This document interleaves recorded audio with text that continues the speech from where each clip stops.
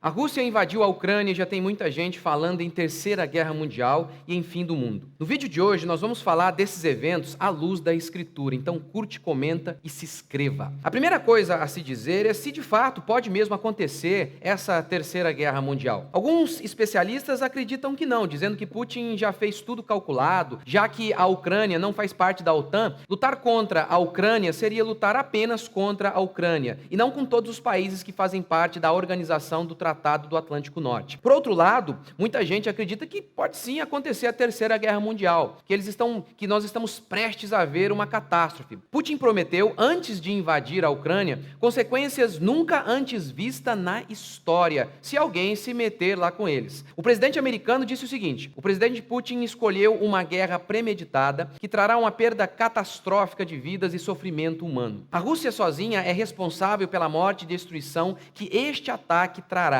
E os Estados Unidos e seus aliados e parceiros responderão de forma unida e decisiva. O mundo responsabilizará a Rússia. Se essas palavras vão se transformar em ação e que tipo de ação vai ser tomada, cabe a nós aguardar a qualquer momento como isso vai se desenrolar. Agora, a questão que mais tem a ver conosco, comigo, um cristão, é aquela fala de Jesus em seu famoso sermão escatológico, em que Jesus falou sobre guerra e rumores de guerra. Mas o interessante é como que essa passagem é mal interpretada, pois Jesus fala das guerras e dos rumores de guerra como princípio das dores, não como fim. Porém, basta acontecer um rumor de guerra para que algum evangelista ou um pastor do Apocalipse, um pastor do fim do mundo, anuncie algo do tipo, como William Hendrickson comenta. A despeito dessas advertências tão claras que nosso Senhor dirigiu a seus discípulos, muitos membros da igreja moderna se enchem de admiração pelo ministro ou evangelista que fala muito doutamente acerca de os sinais dos tempos e se esforça por demonstrar a seus ouvintes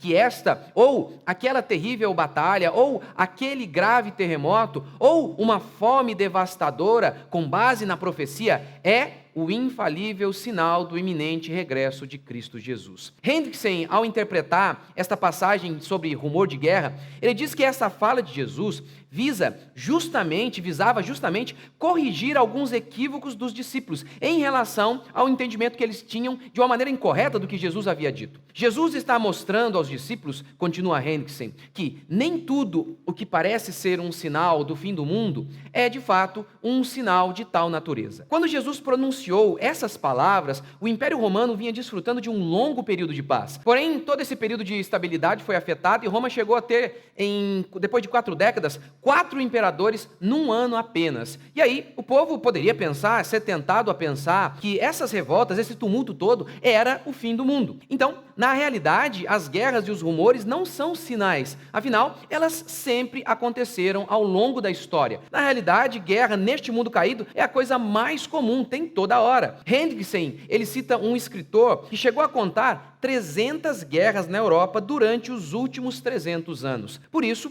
Hendrickson conclui: é perfeitamente claro que quando qualquer guerra específica é usada como auxílio para os fixadores de datas, produz-se outro sinal errado. O que Jesus diz diante desse cenário de guerras e de rumores de guerras? Não se assustem. Ainda não é o fim. Parece que é exatamente o oposto do que querem fazer os fixadores de datas, os pregadores do Apocalipse, os pregadores do fim do mundo. Porque, meu amigo, nada chama mais atenção do que dizer: o fim do mundo está chegando. Ou seja, o argumento de Hendrickson é que as guerras não são um sinal. O que Jesus chama de fato de sinal do fim dos tempos são, por exemplo, o amor se esfriar de quase todos. Então, meu querido, eu acho que durante essa semana já aconteceu um desse sinal, né? Os colombianos autorizando o aborto até o 6º mês de gestação. Outro sinal, o evangelho sendo pregado em todo o mundo, grande tribulação e talvez o maior sinal de todos e que muita gente esquece, mas que eu não vou falar neste vídeo aqui não. Você vai ter que assistir a este vídeo aqui, e o nome deste vídeo é Você Entendeu Errado o Fim dos Tempos. De qualquer forma, as guerras são sim mais uma evidência de que a Bíblia estava e está certa. Os homens sempre tentaram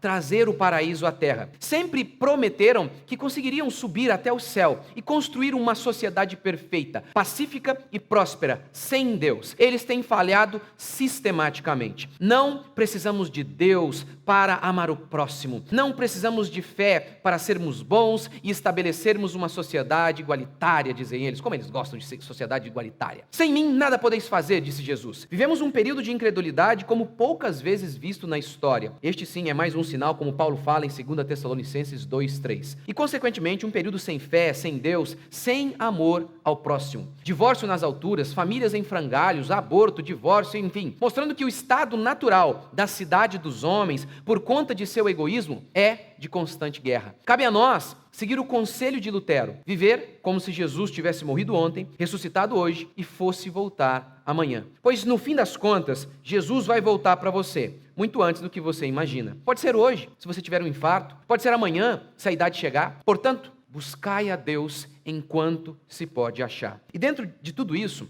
hoje eu vi um videozinho, o que parecia era que o pai estava se despedindo lá na Ucrânia, o pai se despedindo de sua filha, enviando a sua filha para longe para se proteger. Ou seja, o desespero é tão grande que ele tem que, para salvar a família, ele tem que ficar longe da família e talvez sabendo que ele pode morrer. Isso que está acontecendo lá na Ucrânia. E você acha que tudo isso, sabe, essas desgraças, isso não vai acontecer com todos os homens, com todos aqueles que não se arrependerem de seus pecados? É por isso que cada catástrofe, cada desgraça que acontece no mundo, de alguma maneira, é Deus nos alertando, é Deus nos chamando ao arrependimento. Que nesses dias nós possamos orar pela Ucrânia e também orar por nós mesmos, porque mais cedo ou mais tarde nós iremos nos encontrar com o nosso Criador.